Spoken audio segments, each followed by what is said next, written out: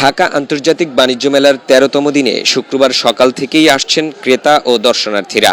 সাপ্তাহিক ছুটির দিন হওয়ায় পরিবার পরিজন নিয়ে দূর দূরান্ত থেকে আসছে লোকজন।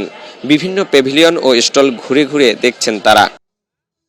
এবারও মেলায় প্রাধান্য পাচ্ছে অ্যালুমিনিয়ামের তৈজসপত্র, নারীদের আকর্ষণ গৃহস্থালী জিনিসপত্রের দিকে। এছাড়াও খাবারের স্টলগুলোতেও লোক সমাগম চোখে পড়ার মতো। যেহেতু এটা বছরে একবার হয়, বিভিন্ন দেশ থেকে অনেক ধরনের জিনিস আসে। দেখছি নতুন নতুন অনেক কিছু আসছে, প্রতি বছরই আসে। সো অল্প কিছু জিনিস, জাস্ট খাবার টাবার, কিছু ড্রেস, পাকিস্তানি, জাস্ট এগুলাই কিনেছি। বাসাবাড়ির জন্য কিনলাম, ডিভাইডার প্লেট কিনছি। বিক্রেতারা আশা করছেন আগামী দিনগুলোতে মেলায় ভিড় আরো বাড়বে। আজকে আশা করি বিকেলে কাস্টমার আসবে, শুক্র শনি একটু সেল বেশি হয়েছে। পূর্বাচলের বাংলাদেশ চায়না ফ্রেন্ডশিপ এক্সিবিশন সেন্টারে এই মেলা চলবে আগামী ৩১ জানুয়ারি পর্যন্ত। ফাহিম মুনাইম, বৈশাখী সংবাদ, ঢাকা।